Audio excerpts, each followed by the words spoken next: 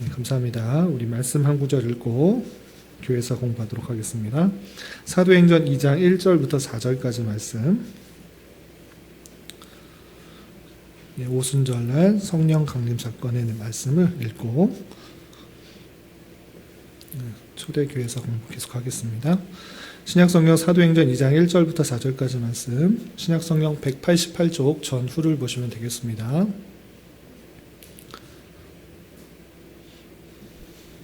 네, 함께 봉독합니다.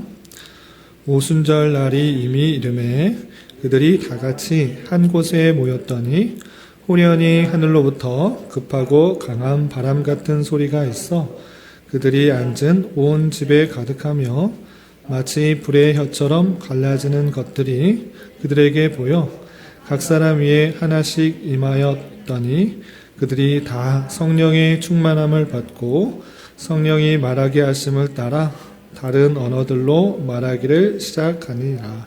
아멘.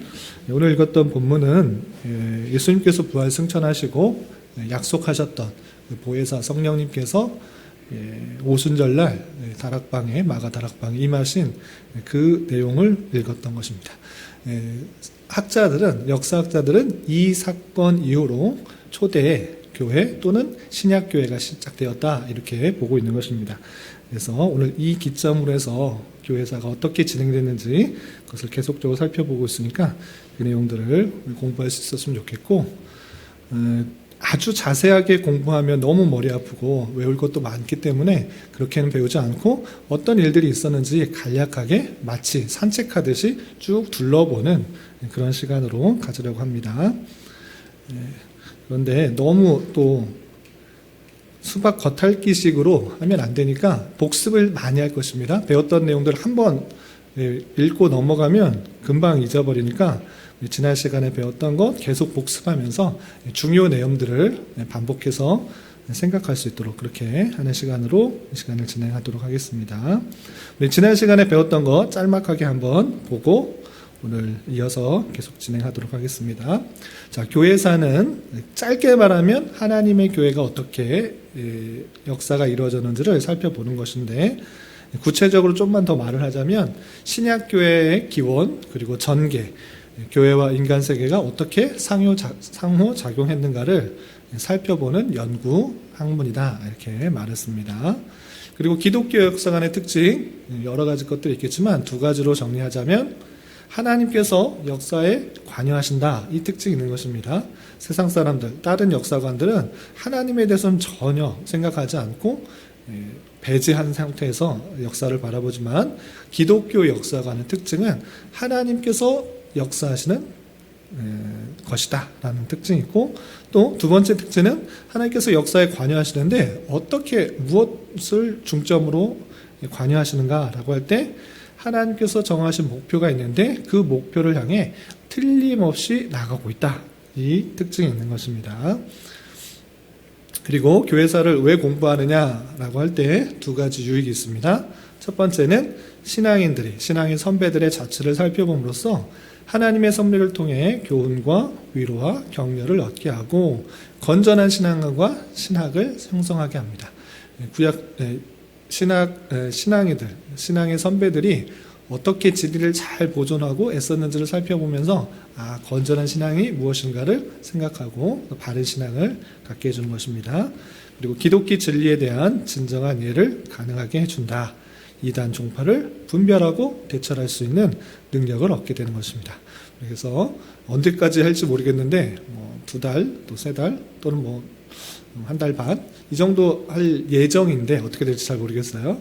이렇게 다 한 다음에 우리가 이단들이 어떤 잘못이 있구나 이런 것들을 잘 구분해낼 수가 있고 어떤 진리를 잘 가져야 되는지 이것도 교회사를 공부함으로써 얻을 수 있기를 바랍니다.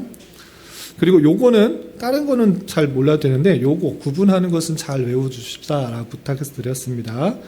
그래서 교회사를 크게 세 부분으로 나누면 어떻게 구분할 수 있다고 그랬죠? 초대와 중세와 근대. 어렵지 않죠? 초대, 중세, 근대. 그런데 그렇게 나누는 건 쉬운데 어디서부터 어디까지를 기점으로 나누는지까지 알아주셨으면 좋겠다라고 했습니다. 자, 초대교회는 어느 때부터 어디까지라고 그랬죠? 사도들의 활동이 종료되고 사도 시대부터 그 다음에 그레고리가 즉위하는 때까지, 이때가 초대교회사입니다. 이해가 되시나요? 사도들, 예수님께서 계시고 부활 승천하셨습니다. 그리고 오늘 읽었던 오순절날 성령께서 강림하셨을 때 제자들이 성령에 충만하여서 복음을 전파하면서 이 교회를, 초대교회, 신약의 교회를 세웠던 것입니다. 그때부터 그레고리 1세라는 중세의 교황이 등장하기 전까지 이 전체를 초대교회다라고 말했습니다. 그런데 이것을 또 세 개로 굳이 나누자면, 조금 더 세분화하자면 어떻게 나눌 수 있다고 그랬죠? 사도시대와 사도후시대와 니케아 회의시대. 사도시대는 말 그대로 예수님의 제자들이 활동하던 시대입니다. 그래서 예수님의 제자가 활동할 때는 27년부터, AD 27년부터 맨 마지막 사도가 죽은 때 대략 100년, 그래서 27년부터 100년까지는 예수님의 제자들이 직접적으로 활동하던 시대, 이것이 사도시대고, 그리고 사도들이 다 죽은 이후부터 니케아 회의 전까지, 그러니까 니케아 회의가 있는 전 또는 밀라노 칙령 전까지 그 시대를 사도 후의 시대다라고 하는 것입니다. 그리고 밀라노 칙령부터 니케아 회의 등 여러 가지 이단들에 대처하기 위해서 회의가 열렸던 시대를 크게 니케아 회의 시대라 이렇게 말하는 것입니다. 초대교회를 세 가지로 분류하는 것 이해가 되시나요? 시온이 이해돼요? 이해했어요? 네? 집중하고 잘 들어주시기 바랍니다. 그 다음에 중세교회사는 그레고리 1세가 즉위한 이후 자신이 교회의 황제다라고 하는 그런 사람이 있었습니다. 그레고리 1세가 즉위한 이후부터 루터의 종교개혁까지를 중세교회다라고 했는데, 이것은 또 세분화할 수 있지만 4개라고 했는데 굳이 외울 필요는 없겠다. 처음과 끝만 알아주시면 됩니다. 그래서 그레고리 1세가 즉위한 이후부터 종교개혁 전까지 약 1000년간의 시대를 중세교회라 한다 라고 했습니다. 그래서 하나님의 말씀이 계속적으로 왜곡되는 그런 안타까운 일들이 중세에 있어서 심지어 암흑기다라고 표현을 했습니다. 하나님의 말씀이 가려지고 말씀이 왜곡되는 그런 안타까운 일이었기 때문에 암흑기다라고 하는 것입니다. 중세의 1000년간의 시기가 있고요. 그리고 근대교회사를 나누는 기점이 언제로부터 했죠? 루터의 종교개혁. 루터의 종교개혁이 언제 있었다? 1517년에 있어서 1517년부터 지금까지를 근대교회사라고 합니다. 그런데 종교개혁 시대 때 1000년간의 그 중세시대의 오류, 잘못들, 그런 하나님의 진리의 말씀이 왜곡된 것을 바로잡는 너무 많은 큰 수고를 했기 때문에 중세교회를 열심히 공부하기보다는 종교개혁 시대에 여러 사람들의 활동과 내용들, 무엇을 열심히 했는가, 그것을 더 강조하는 것이 하나님의 진리 말씀을 더 잘하는 것이기 때문에 중세교회사를 잘하기보다는 종교개혁 시대를 더 많이 공부하도록 하겠습니다. 그리고 근세시대, 최근세시대 이렇게 구분된다. 이렇게 알아두시면 되겠습니다. 그리고 교회사별 핵심 논제가 있는데, 초대교회 때는 어떤 것이 논쟁이 많이 됐다고 그랬죠? 기독론, 예수님에 대한 문제. 중세교회 때는 교회론, 종교개혁 때는 구원론, 근대와 현대는 성령론. 물론 다른 것도 다 논의됐지만 그 중에서 더 많이 논란이 되었던 것이 이렇다라는 것입니다. 종교개혁 때는 이신층이 오직 믿음으로 말미암아 구원을 받는다. 이것이 종교개혁의 아주 큰 핵심적인 내용이었습니다. 중세교회 때 그런 것들을 말하지 않았는데 성경으로 돌아가서 말하자면 이신층이다. 그것이 성경의 내용이고 기독교의 핵심이다. 구원의 핵심이다. 이것들을 잘 밝혀준 것입니다. 자, 그리고 초대교회 당시 큰 흐름을 지난 시간에 배웠습니다. 초대교회 당시에 꼭 이 배경을 알아야 되는데 이 배경을 빼놓고는 말할 수가 없습니다. 로마의 지배하에 있었던 그런 상황이었다. 그런데 그 로마에는 아주 긴 역사가 있습니다. 그런데 초대교회 때는 특별히 어떤 로마의 형태에 있었다고 그랬죠? 로마가 아주 강하고 전체를 다스리는 이른바 팍스 로마나라는 그런 시기였던 것입니다. 그러니까 로마가 아주 큰 나라를 갖고 있고 국가적 부흥, 번영, 제국 전체가 아주 번성했던, 평화가 유지되었던 로마가 느끼기에 아주 부국한 그런 나라였던 것입니다. 그래서 그런 시기에 초대교회의 여러 가지 역사들이 맞물리고 있다. 이것을 잊지 말아야 된다라고 했습니다. 그래서 로마의 제국들이 계속적으로 팽창해 나가는 그런 모습들을 볼 수가 있고요. 그리고 초대교회 당시의 로마 종교의 모습을 두 가지로 요약하면 로마 종교는 황제를 숭배하는 그런 종교다. 그리고 겉으로 드러나기보다는 의식들을 은밀하게 행하는 그런 종교의 모습이 있었다라는 것입니다. 그렇다면 그 종교가, 로마의 종교가 왜 기독교를 박해했을까? 그 박해의 원인들을 여러 가지로 설명드렸는데 다시 한번 쭉 훑어보도록 하겠습니다. 첫 번째는 종교상의 이유입니다. 기독교의 배타성, 오직 유일신만을 섬기는 그 모습들 때문에 박해를 했었고요. 그리고 기독교가 심야 집회로 또는 음란한 집단으로 오해해서 박해를 했었고요. 또 성찬식을 오해했습니다.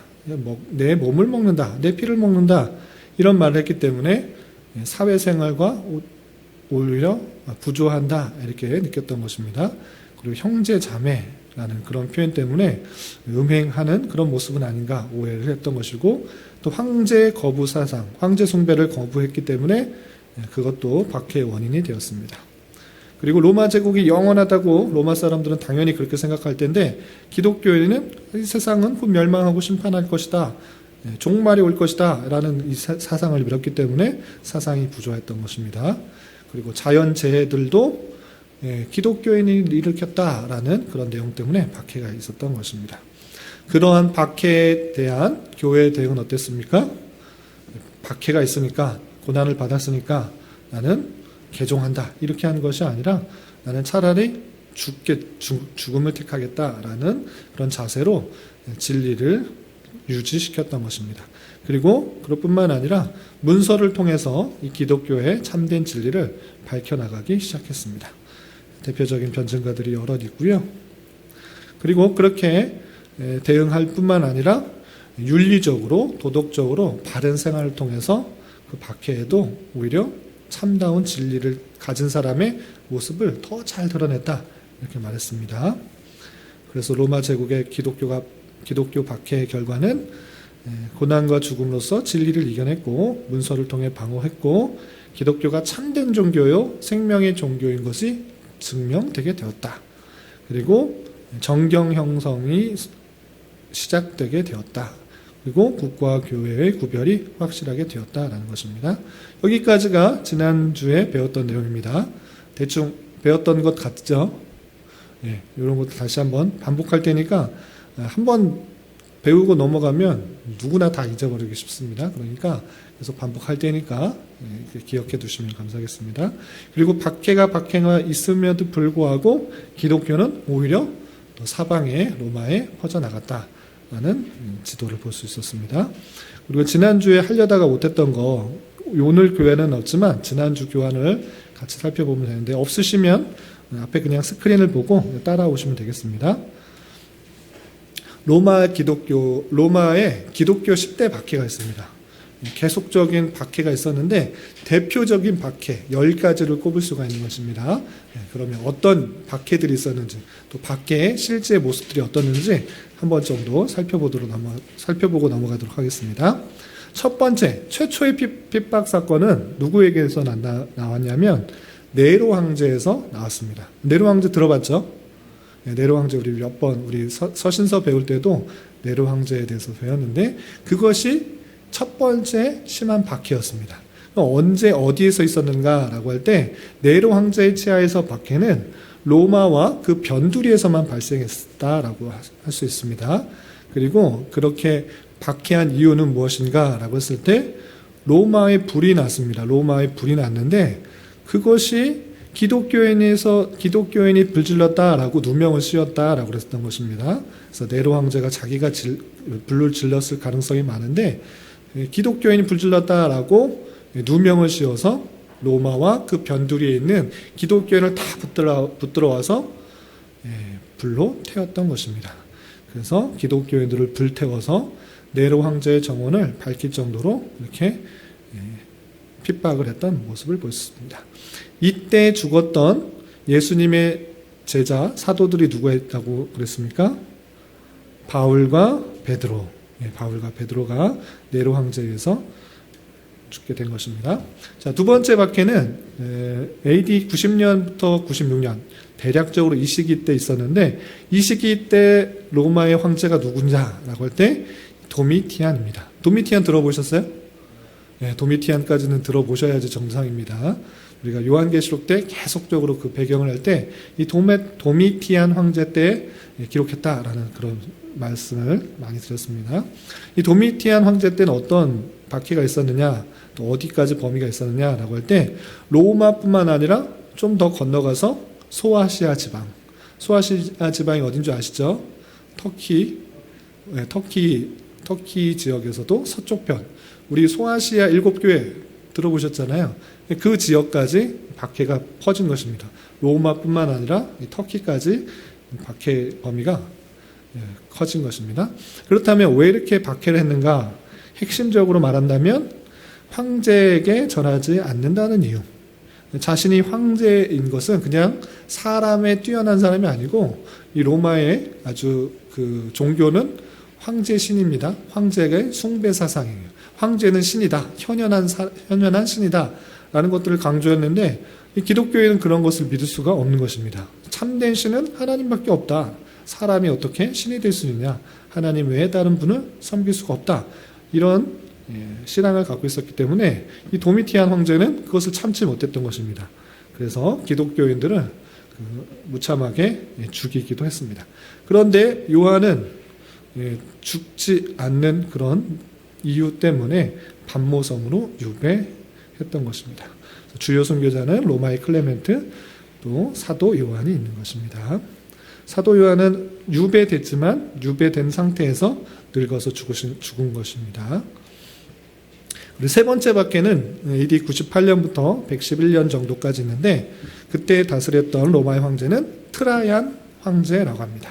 트라이안 황제의 치하 때 어떤 박해가 있었느냐 보시면 첫 번째로 이제 터키, 소아시아 지역까지 번진 것뿐만 아니라 산발적으로 거기서뿐만 아니라 이쪽 로마의 전역에서 산발적으로 그렇게 박해가 번지게 된 것입니다. 그래서 애국심에 대해서 의심받던 다른 단체들과 함께 순환당하게 되었고 기독교인들은 발견되기만 하면 형 집행을 당했다고 해요.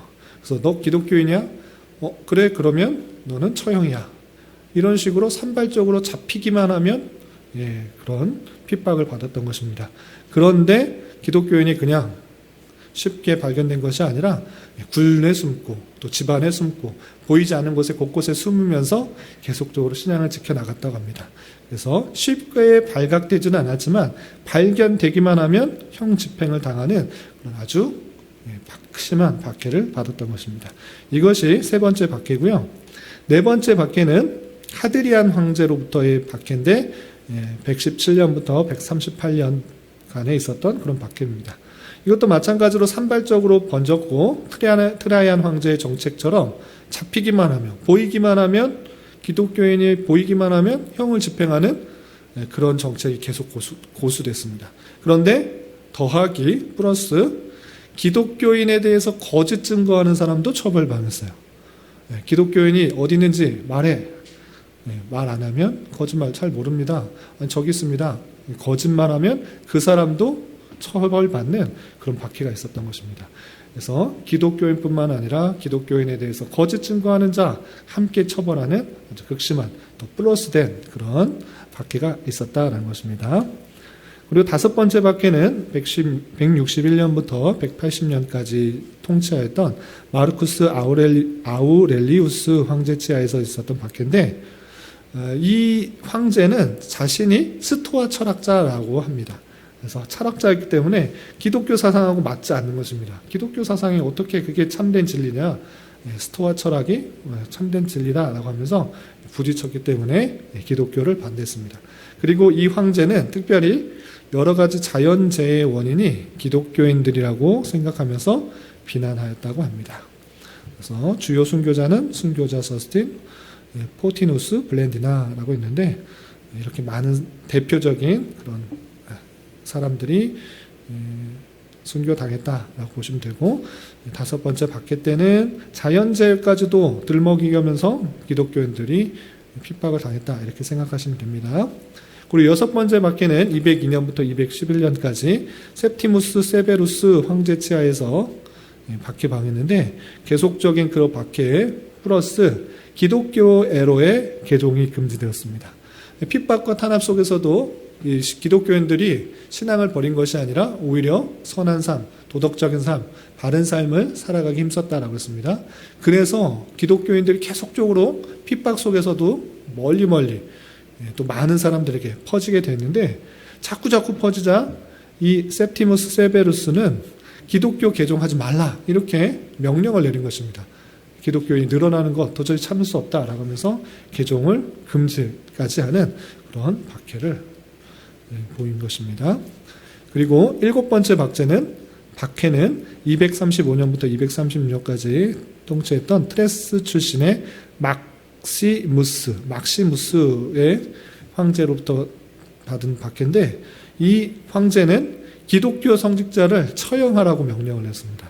그래서 기독교에 갖고 있는 그 성직자를 다 처형하라라고 핍박을 했을 뿐만 아니라, 기독교인들이 암살당했던 전임 황제를 지지했다는 이유로 박해를 받았습니다.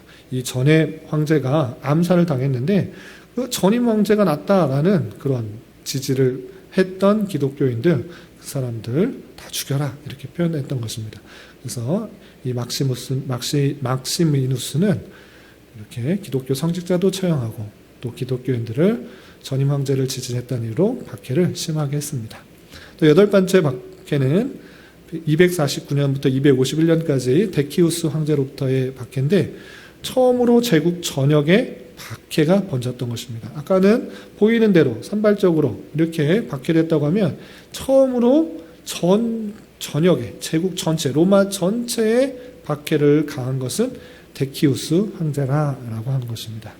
그리고 황제신 외에 다른 신에게로 경배가 계속적으로 금지되고, 기독교를 박멸하고자 제국 전역에 있는 기독교인 다 죽여라, 이런 식으로 이렇게 박해를 했던 것입니다.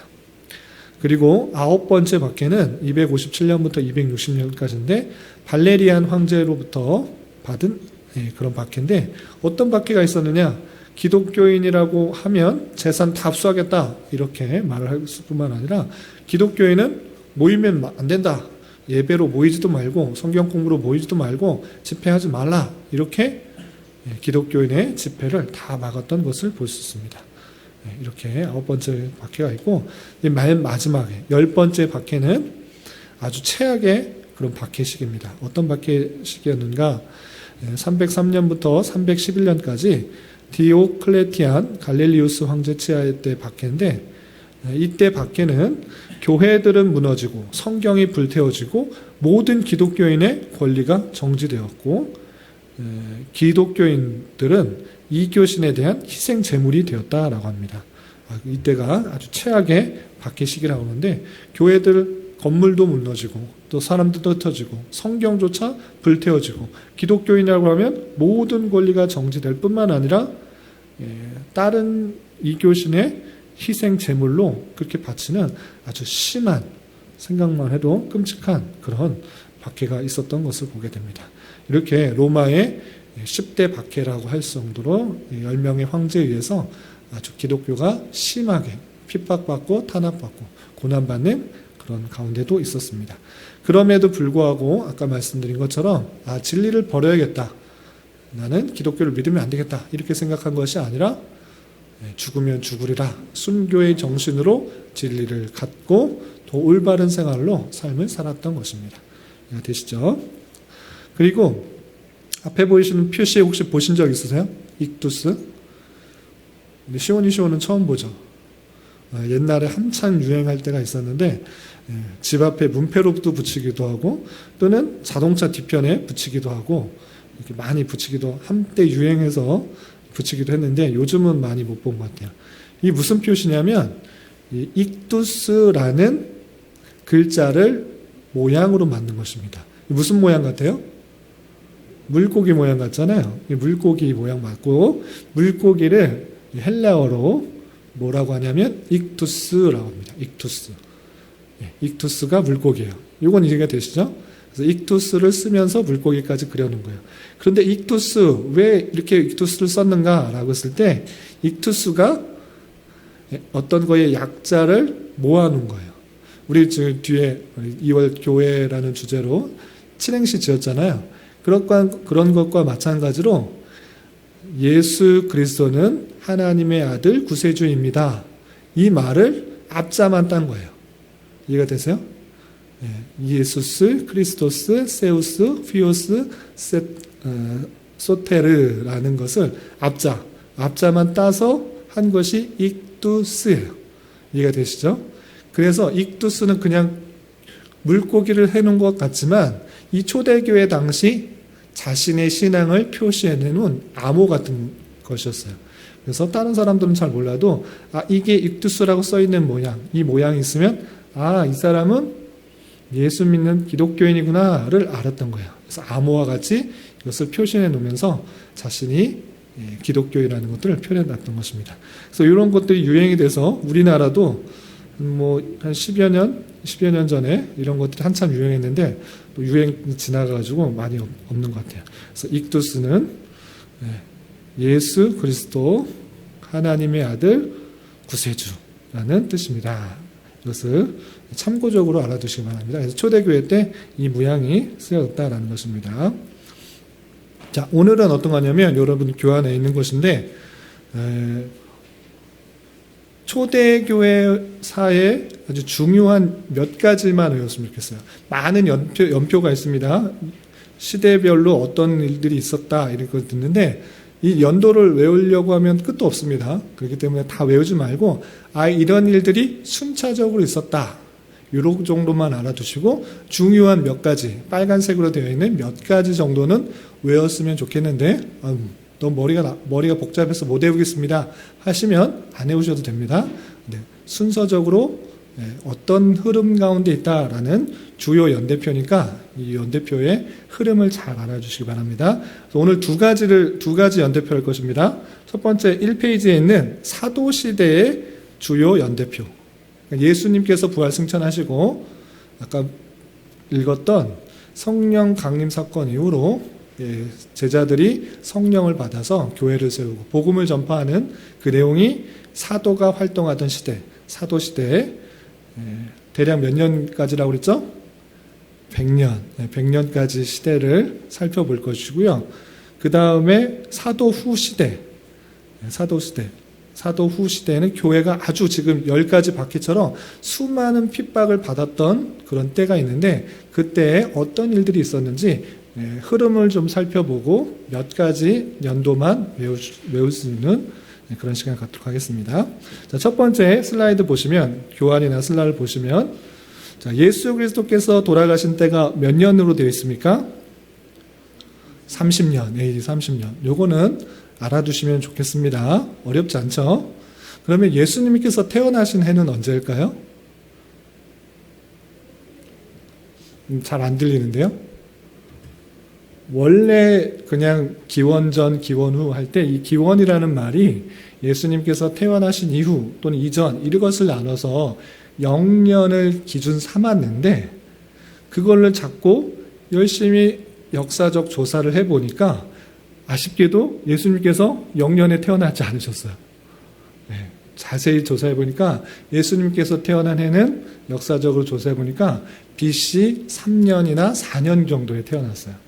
그래서 원래는 예수님께서 태어나신 해를 영년으로 삼아서 다 이제 역사를 다 만들어 놨는데 다시 한번 역사를 다시 한번 자세히 조사해 보니까 그렇지 않은 거예요. 이해가 되세요? 그래서 BC 3년 또는 BC 4년 그때 예수님께서 태어나셨을 것이다. 이렇게 하는 것입니다. 헤롯 대왕 때 그리고 헤롯 왕이 죽을 때 그 모든 계산들을 해보니까 BC 3년에서 4년 그 사이에 태어났을 것이다. 하는 것입니다. 그럼 예수님께서 죽으신 때가 30년이면 예수님께서 사신 해는 대략적으로 몇 년일까요? 아니죠. 30 플러스 3 또는 4니까 33 정도 되는 것입니다. 이해가 되세요? 잘 모르겠어요? BC 3년이 A에서 0년에서 전이 3년이고 이제 30년이니까 합치면 대략 33년, 34년 되는 것입니다. 아시겠어요? 이해가 되시죠? 그래서 예수님께서 죽으신 해는 AD 30년경 되는 것입니다. 그리고 여기서 보면 사도시대를 우리 27년부터 100년 해놨잖아요. 왜 27년부터 100년이죠? 시온이 크게 말해주세요. 왜 27년부터 100년이에요? 30년부터 100년 아니고? 네, 시온.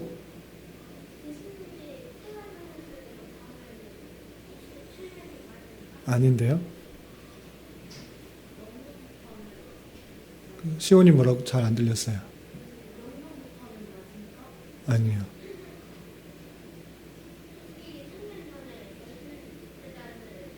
아, 맞아요. 잘 맞췄어요. 예수님께서 돌아가시기 전 3년 전에 제자들을 삼으신 거예요. 그래서 예수님께서 공생의 기간이 3년인 것입니다. 돌아가시기 3년 전부터 예수님께서 12제자를 택하시고 3년 동안 많은 사역을 보이시고 3년 방에 공생애를 안 하셨어요. 우리 마태복음부터 복음서를 읽으면 예수님께서 수많은 이적들, 기적들, 많은 것들을 행하셔서 오랜 기간 사역하신 것 같지만 실제로 공생애 하신 것, 많은 능력을 나타내신 것은 3년 정도밖에 되지 않아요. 이해가 되시죠? 그러니까 예수님께서 제자를 삼으신 것은 27년인 것입니다. 그러니까 제자들이 활동할 때는 27년부터 100년, 그래서 사도시대를 27년부터 100년까지 잡아놓은 것입니다. 그리고 사도 바울 잘 아시죠? 신약성경을 가장 많이 기록한 사도 바울이 회심한 것은 언제인가? 이것이 몇 년으로 되어 있어요? 네, 35년쯤이나 36년. 외우시면 좋고 못 외우셔도 상관없습니다.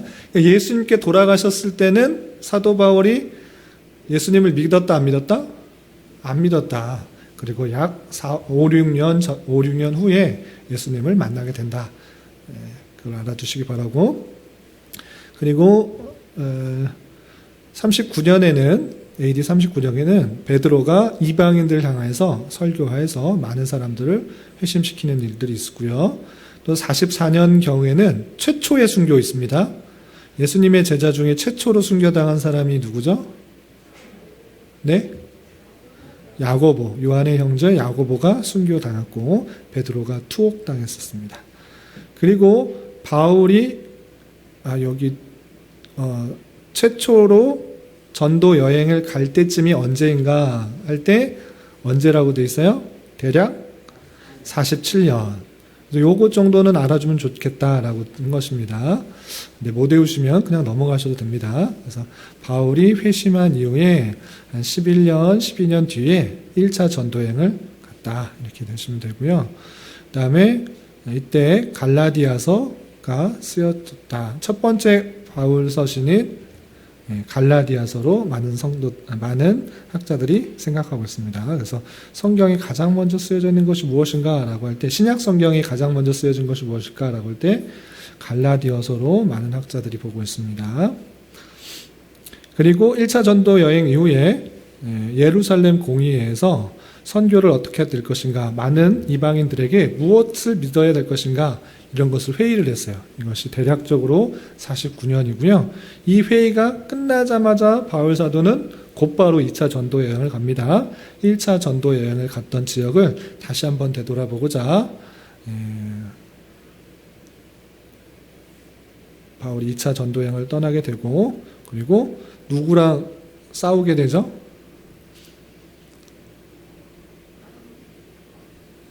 사울과 바나바가 마가라는 요한을 데리고 가느냐 마느냐 이 문제로 인하여서 크게 싸우고 흩어져서 따로 가게 됩니다. 그리고 2차 전도행을 끝난 이후에 한 2, 3년 정도 걸려서 2차 전도행을 마쳤고요. 또 3차 전도행을 바로 떠나게 되는 것입니다. 그것이 53년 정도 되는 것입니다. 그리고 로마 황제가 즉위한 때는 대략적으로 54년 이렇게 되시면 된다라고 하시면 되고요.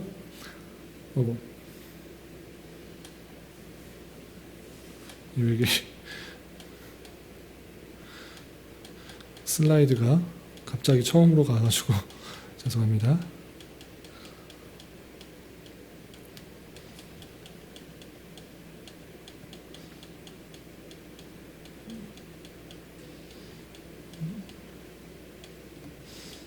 네, 그 다음에 로마 황제가 즉위한 이후에 바울이 체포되었습니다. 바울이 체포되어서 1차, 2차, 3차 전도여행 끝나고 이 바울이 많은 사람들을 혼란시켰다는 이유로 체포가 되고 갇혀 있는데 자신은 로마인이다. 난 로마 황제에게 재판을 받겠다라는 그런 말을 해서 바울이 로마에 가게 됩니다. 그래서 로마에서 가택연금의 감옥에 갇히게 되는데 이때 쓴 성경이 어떤 것들이죠? 에베소, 빌립보서, 골로새서, 빌레몬서. 그래서 옥중서신이다라고 하는 것입니다. 그리고 이때 주의 형제 야고보가 순교했을 것이다 라고 생각하고, 그리고 이때 첫 번째 로마에 붙잡혔을 때는 로마에서 바울이 죽은 것이 아니라 어떻게 됐죠? 다시 석방되었습니다. 그래서 대략 2년 정도, 횟수로 2년 정도 있다가 바울이 석방된 것입니다. 그리고 석방되어서 쓴 것이 디모데전서, 디도서, 베드로 전후서, 디도서고 베드로 전후서는 바울이 쓴 건 아니지만 이 시기쯤에 베드로가 썼을 것이다 라는 것입니다. 그리고 아까 말씀드린 것처럼 로마의 대화재가 AD 64년경에 일어나게 됩니다. 그리고 이 화재를 근거로 해서 네로의 핍박이 있었던 것입니다. 로마와 그 주변에 있던 기독교인들 다 붙들어가지고 다 처형을 시켰던 것입니다. 그래서 이때 베드로도 순교하고 바울도 순교했다라는 것입니다. 그리고 AD 70년경에 예루살렘이 완전히 무너지게 됩니다. 예루살렘 성전이 완전히 무너지게 돼요. 그전에는 그나마 헤롯 대왕이 46년에 걸쳐서 천천히 성전을 복구하고 짓고 있었는데 이때 70년이 되었을 때 완전히 로마 베스티안 황제 때 티토 장군에 의해서 성전이 완전히 무너져요. 돌 위에 돌 하나까지 남지 않을 정도로 완전히 무너지게 되는 그런 일이 있습니다. 그리고 이때 즈음에 사복음서가 쓴 것입니다. 복음서가 먼저 있다고 해서 먼저 쓰이는 것이 아니고 한참 뒤에 있는 것을 볼 수 있습니다. 오히려 신약 성경에서 가장 먼저 쓰였을 것이다 라는 것은 바울 서신의 갈라디아서 또는 야고보서, 이때쯤에 가장 먼저 쓰여져 있고 뒤에 다 그런 핍박과 환난 속에서도 예수님의 행적들을 기록한 복음서는 뒤에 쓰여졌을 것이다 많은 사람들이 생각을 하고 있는 것입니다. 70년대 사복음서에 요한복음은 아닌 빠지는 거죠? 사복음서 포함되어 있는데요. 요한복음은 네. 비슷한 건데. 그러면 70년대 딱 쓰였다는 것이 아니고요. 뒤쯤에 쓰였다는 것이 그냥 사복음서도 정확한 연대는 알 수 없습니다. 네, 뒤쯤에, 그러니까 그런 핍박과 탄압 그쯤에 사복음서들이 쓰여졌다라는 그런 의미지 이때 70년에 딱 맞춰서 쓰였다는 의미는 아니고, 그리고 사복음서도 마가복음을 먼저 썼다라는, 더 전에 쓰였다라는 그런 이야기도 있습니다. 그래서 그 순서가 학자마다 또 달라요. 마가복음이 먼저 쓰였고 마가복음의 내용들을 마태가 대부분 빌어 썼다 이렇게 말하는 사람도 있고, 그냥 비슷한 시기에 알아서 썼다라는 사람도 있고, 그래서 여기서 제가 말씀드린 것은 70년대 썼다라는 건 아니고요. 예루살렘 함락이 70년에 있었고 그때 즈음에 복음서가 뒤늦게 쓰여졌다라는 것입니다. 제가 오해되게 써놔서 죄송한데 또 히브리서가 67년에 쓰였다 이런 표현은 아닙니다. 그리고 디모데후서 사도행전이 64년에 쓰였다 이것은 아니고 이때 즈음인 것입니다. 이때 즈음. 성경은 정확하게 연대를 썼다라는 것들이 정확하게 드러나는 것들이 많지가 않습니다. 그래서 대략적으로 복음서는 이 뒷부분에 핍박 네로 황제와 그런 핍박 이후에 쓰여졌을 것이다 라고 추측한다라는 것입니다. 그래서 제가 연도를 같이 써놔가지고 그걸 연도를 이렇게 생각하시면 안 되고 이 복음서도 학자마다 견해가 있는데 대략적으로 60년대 이후로 계속적으로 쓰여졌을 것이다 이렇게 표현하는 것입니다. 네, 좋은 지적 감사하고요. 그리고 81년부터 96년까지는 아까 말씀드린 것처럼 도미티안 황제가 두 번째 대박해가 있었는데 이때 제가 이거 또 잘못 썼네요. 사도 요한의 반모섬 유배인데 사도 바울이라고 썼네요. 좀 수정해 주시기 바랍니다. 사도 바울은 벌써 죽었습니다. 순교당한 이후인데 사도 요한의 반모섬 유배가 있고 요한 1서, 요한부터 3서, 그리고 요한계시록, 그리고 요한복음도 이때 썼을 가능성이 있는 것입니다. 정확하게는 잘 알 수는 없습니다. 이때 추측하고 있는 것입니다. 이때 많은 것들을 정리했을 것이다 라는 것이고요. 확실한 것은 요한계시록만 확실합니다. 이때 반모섬이라는 표현이 있고 그렇기 때문에 반모섬이 유배됐을 때 그 기록이 있기 때문에 이때 요한계시록은 확실하고 요한 1, 2, 3서도 확실하지는 않습니다. 그리고 하셨다시피 정확하게 드러나서 반모섬에 있다라는 표현은 없습니다. 그러나 대략적으로 이렇게 보니까 요한이 반모섬에 유배되었을 때 모든 핍박의 상황들을 위로하기 위해서 썼을 것이다 라고 추측하는 것입니다. 그래서 요로 초대교회사의 연대표의 중요한 핵심적인 것들을 알아두시기 바라고, 그리고 성경의 기록은 대략적으로 이때다라는 것들을 살펴보시면 되겠습니다. 그래서 초대교회사의 내용들을 다시 한번 좀 정리를 하면 두 가지로 할 수 있는데, 첫 번째, 신약의 교회가 시작되었다. 그리고 로마의 박해가 시작되었다. 두 가지로 요약하시면 됩니다. 예수님의 제자들에 의해서 신약의 초대교회가 시작됐다라는 것입니다. 그 내용을 조금 더 풀어서 설명하면, 오순절 사건은 어떤 건지 우리 성경을 읽었습니다.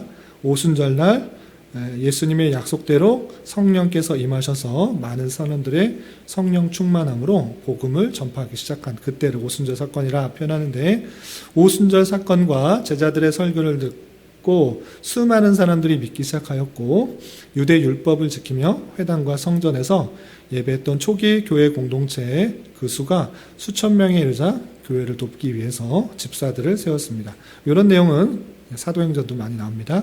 그리고 율법과 성전에 대해서 설교한 스데반 집사가 유대인들에 의해서 순교당한 장면, 순교를 당했던 것이고요.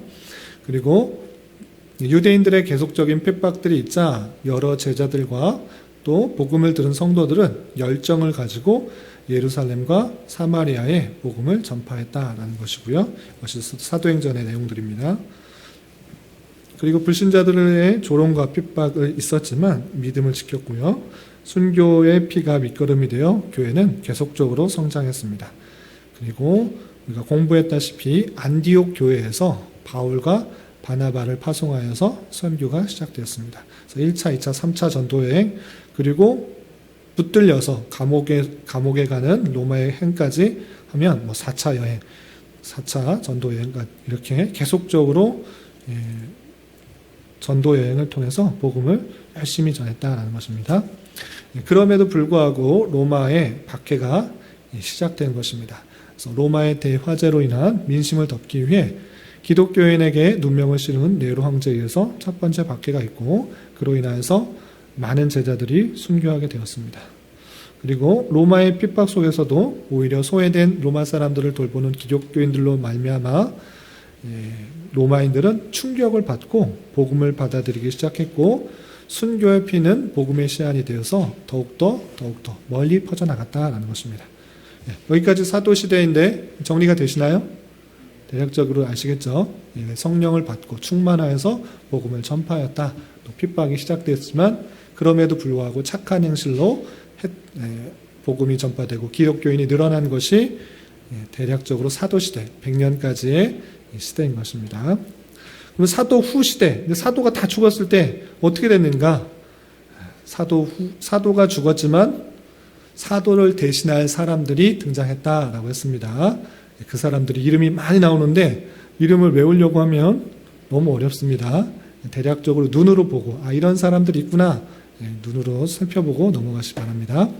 첫 번째, 100년 이후에 어떤 일들이 있었는가? 아까 기독교 10대 박해 222년간의 10대 박해가 있었다라는 것들을 배웠고요. 첫 번째 보면 135년부터 160년까지 몬타니스트의 운동이 있습니다. 몬타니스트 운동, 그게 뭐냐? 이단 중에 하나 이렇게 생각하시면 됩니다. 다시 한번 뒤에 설명되니까 이단들이 등장해서 혼란스럽겠구나, 이 정도로 해주시면 됩니다. 그리고 150년에 순교자 저스틴이 로마에 예수 제자 훈련학교를 설립한 것을 볼 수 있습니다. 여기 나오는 저스틴, 폴리갑, 콥티, 판테누스, 터툴리안, 이레니우스 이런 사람들 있잖아요. 예수님의 12제자는 죽었어도 그 뒤를 이어서 교회를 이끌어 나갈 아주 훌륭한 지도자들이 계속적으로 나온 것을 알 수 있습니다. 이 사람들을 뭐라고 그럴까요? 지난주에 한번 배웠는데, 속사도 또는 교부.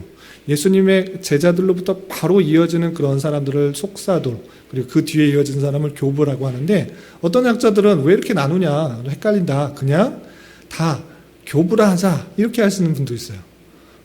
다 교회를 이끌어가는 아버지 같은 사람들이지 그 속사도, 사도의 직접적인 계시를 읽는 그런 사람들을 나눌 필요가 있느냐. 그래서 전체를 다 교부라라고 말하는 분도 있고, 아니다, 좀 구분하자, 바로 뒤에 있는 사람은 제자와 아주 밀접한 관계가 있기 때문에 속사도라 하자, 이렇게 구분하는 사람도 있어요. 그러니까 학자마다 속사도와 교부를 구분하는 사람도 있고 그냥 합쳐서 말하는 사람도 있어요. 그래서 합쳐서 그냥 속사도라 하자, 이렇게 말하는 사람도 있어요.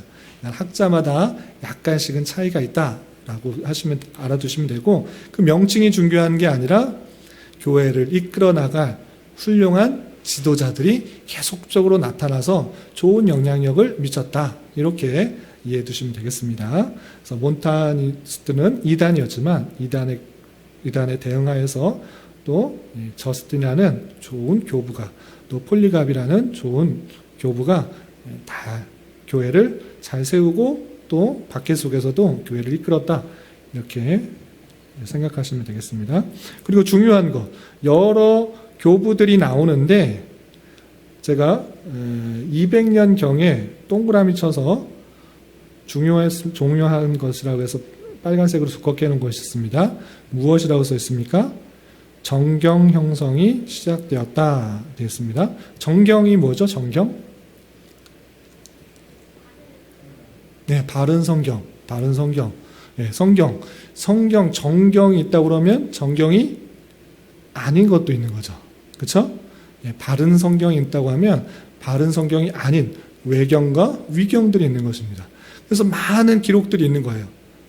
예수님의 제자들이 기록한 것도 있고 그렇지 않은 것도 있고, 그런 많은 기록들 중에 어떤 게 정말 성령님께서 감동을 주셔서 우리가 믿도록 따르도록 한 것인가, 이것을 고민하기 시작한 거예요. 그래서 대략 200년 전후로부터 그런 정경을 만들어야 된다, 이것을 하나님께서 주신 성경으로 받아들여야 된다, 이런 것들을 주장했던 사람들이 있던 것입니다. 그래서 이때쯤에 이레니우스의 교부의 활약으로 인해서 정경을 이제 작업하는, 추리는, 결정하는 장면들이 나오는 것입니다.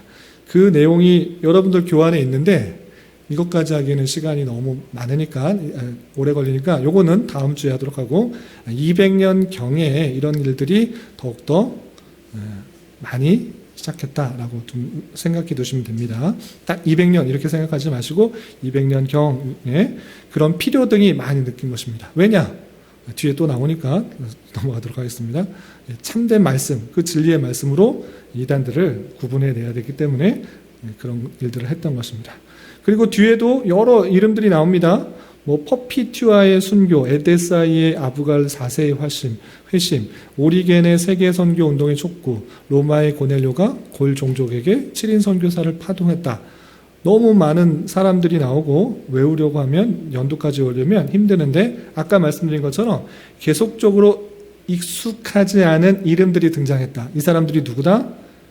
교부들, 교회의 훌륭한 지도자들이 여러 가지 활동들을 계속적으로 하고 있다라는 것만 알아두시면 돼요.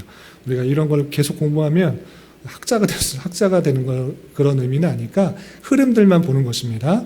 그런 굵직굵직한 교부들이 나타나서 계속적으로 교회들을 이끌어가고 핍박 속에서도 진리를 지키기 위해서 열심히 일했다. 이런 정도만 살펴보고 넘어가시면 됩니다. 그리고 참고적으로 알아둘 것은 AD 285년경에 최초의 수도원이 세워졌다고 합니다. 수도원, 여러분들 수도원 아세요? 수도원? 그러니까 교회는 이게 지역에 있잖아요. 언제든지 예배 와서 가까이에서 예배 드릴 수 있도록 교회 도시 중심에 가까이 접근할 수 있는 곳에 둡니다. 그런데 이 가까이 두다 보니까 이 교회가 자꾸 세속화되는 거예요. 정치에도 물들고. 그래서 나온 것이 이 사람들과 좀 떨어져서 예수님만 잘 믿고자 하는 사람들이 이제 생기게 된 것입니다. 그래서 그런 곳을 수도원이라고 표현하는데 그런 것이 AD 285년경에 처음으로 생겼다. 이제 중세가 시작되면 이것이 아주 많이 등장합니다. 그런데 초대교회에 먼저 처음에 생겼다. 이 정도만 그냥 알아두시기 바랍니다. 최초의 수도원은 초대교회 대략 285년경에 세워졌다. 이 정도로만 알아두시면 되겠습니다. 그리고 아까 나온 10대 박해 중에 디오클레티니누스 황제의 박해가 시작되고 최후로 최악의 박해, 10번째 그 박해, 아주 심한 박해, 그 박해가 대략 303년경에 있었지만 그 후로 10년이 되지 않아서 그 가장 심했던 박해가 오히려 변해서 콘스탄틴 황제가 회심하고 또 로마 제국의 기독교가 인정되는 핍박이 없어지는 그런 일들이 10년이 채 되지 않아서 인정되어서 기독교의 평화가 자유가 이루어지는 역할들이 있었다 이렇게 보시면 되겠습니다. 그래서 너무 사도 후 시대는 연도 외울 것이 크게는 없고 요거는 외우셔야 됩니다. 지난번에 외웠던 313년 밀라노 칙령, 기독교가 공인된 것, 인정된 것. 국교로 된 것은 조금 더 이후인데 380년경인데 그 전에 핍박하지 않겠다라는 그 칙령이 있습니다. 그것이 밀라노 칙령인데 그것이 313년까지다. 그것이 사도 후 시대다. 이렇게 사도 후 시대를 나누는 그 기준을 알아주시기 바랍니다. 그리고 이 밀라노 칙령 왜 어떻게 그리고 핍박하다가 황제가 계속 핍박하다가 어떻게 국교를 인정했느냐 궁금하시잖아요. 오늘 시간이 다 돼서 다음 주에 자세하게 설명해 드리도록 하고 오늘은 사도 후 시대까지 주요 내용들을 보겠습니다. 그래서 사도 후 시대에서 알아둘 것은 무엇이냐라고 할 때 두 가지가 있는데 첫 번째는 사도 후 시대에는 이단이 출현했다. 아까 시작할 때 뭐라고 했죠? 몬타니우스 운동이라고 했는데 이 몬타니우스 운동이 뭐냐면 이단인 것입니다. 이 이단이 대표적인 이단이고 또 더해서는 마르시온 이단이 있고 영지주의 이단이 있어요. 그런 영지주의 이단들이 계속적으로 이제 등장하기 시작했어요. 핍박 속에서 또 사도들이 참된 진리를 가지고 전파했을 때 그때까지는 그나마 이단들이 많이 나오지 않고 예수님이 누굴 믿어야 되는지를 잘 알았어요. 그런데 사도들이 죽고 나서는 이제 약간씩 균열이 생기기 시작한 거예요. 예수님, 그 전해줬던 예수님이 진짜 예수님인가? 신이 그냥 가짜로 그냥 보이기만 하는 그런 사람이 아닌가? 그러니까 예수님의 신성은 인정하지만 또 인성은 부인하는 사람이 있고 이런 식으로 다양한 이단들이 나타나기 시작했습니다. 그리고 금욕주의적으로 살아야 된다. 천년왕국이 이제 얼마 남지 않았는데 우리가 그렇게 막 살아도 되느냐? 이런 식으로 말하는 사람들 등등등 이 사도들이 죽은 이후에는 그런 이단들이 계속적으로 등장했다. 이런 개념만 알아두시면 돼요. 그래서 초대 교회가 사도 이후에는 이단들이 등장했는데 그 이단들을 등장하는 사람들을 막기 위해서 또 교부들이 여러 가지 일들을 했다. 요 정도로만 알아두시면 됩니다. 정리된 내용을 보시면 이단들이 출현했는데 특별히 교회 공동체의 모습들이 어떻게 등장했느냐라고 했을 때 처음에는 가정집에서 모였습니다. 가정집에서 이렇게 모였는데 교회로 모였는데 형제 자매라고 부르면서 서로 평등하고 동등하고 이렇게 했는데 이제 많은 사람들이 복음을 듣고 공동체가 커졌어요. 그러다 보니까 집사를 세우고 어떤 사람들을 세우다 보니까 어쩔 수 없이 그 부르는 모습들 가운데 계급이 나누는 그런 모습들이 등장하게 되었다. 원래 형제 자매로서 성도로서 계급이 있지 않습니다. 장로 위에 감독, 장로 밑에 집사, 그 다음에 평신도 이렇게 나누는 그런 개념이 없습니다. 그런데 편의상 부르는 것들이 자연스럽게 계급화됐다는 것입니다. 우리나라 교회도 마찬가지입니다.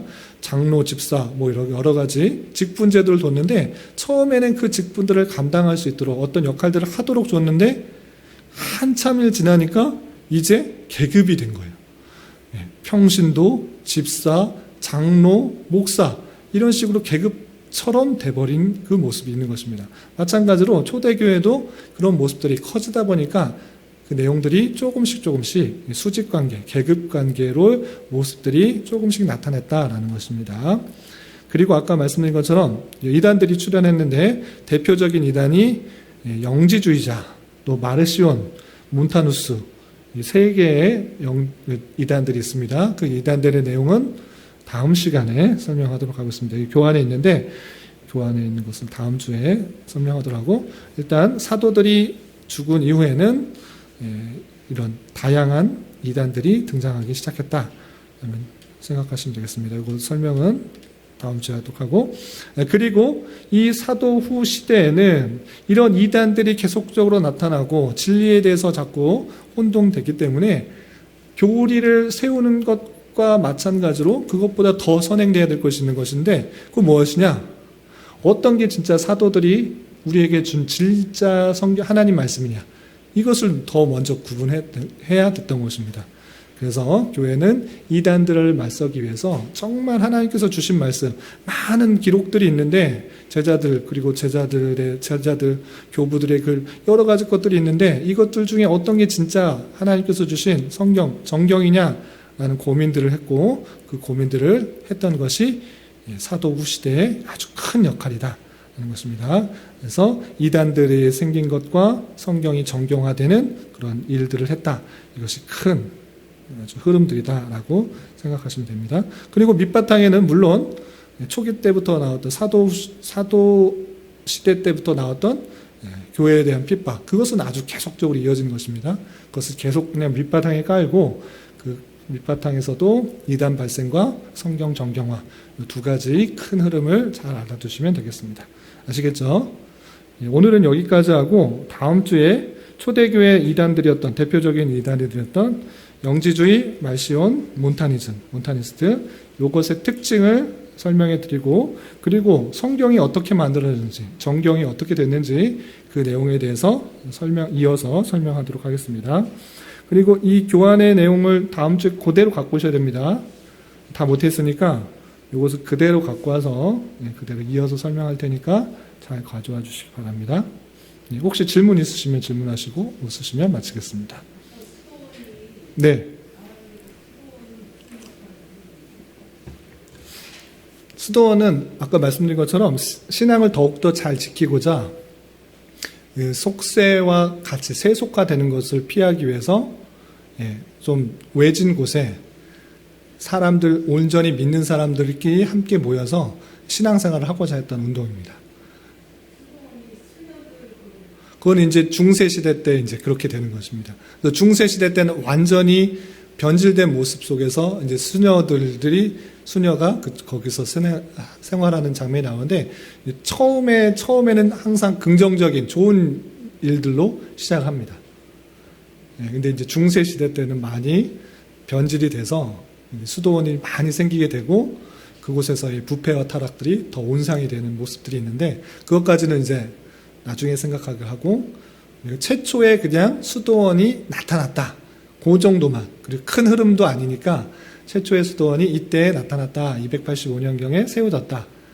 이제 전체 흐름 속에서는 아주 핍박, 10대 핍박이 일어나는 가운데 있어서도 지키려고 하는 교부들이 등장해서 많은 교부들이 나타나서 진리의 말씀을 교회를 이끌고자 더욱더 애썼지만 그럼에도 불구하고 사도들이 전해준 그 진리의 정경들을 잘 분별하지 못해서 이단들이 발생한 것입니다. 아까 말씀드린 것처럼 영지주의, 몬타니우스주의, 말시온 이런 대표적인 이단들이 등장했기 때문에 교부들은 그냥 놔두면 안 되겠다.